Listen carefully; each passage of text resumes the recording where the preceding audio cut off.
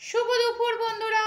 তো Sunday special ওই যে আজকে মেয়ে বানিয়েছে মাটন আলু দিয়ে একটু ঝোল মতন, মানে বেশি রিচ আমি খাই না, তবুও রিচ হয়ে গেছে। যাই হোক, একটু মাটন তো একটু রিচ না হলে ভালোও লাগে না।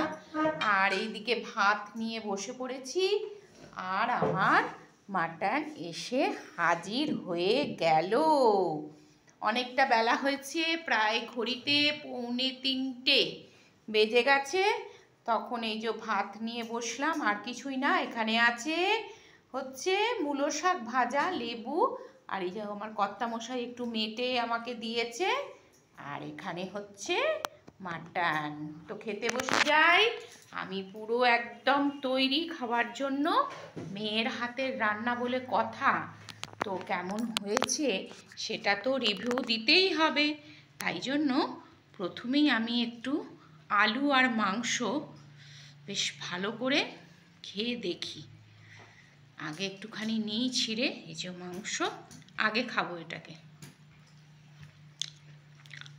দারুণ হয়েছে। একটা কথা কি বলো তো, বাড়িতে মাটন এলে আর আমি মাটন রান্না করি না, কারণ আমার মেয়ে এত সুন্দর মাটন রান্না করে, আর আমি মাটনে হাতই দিই না।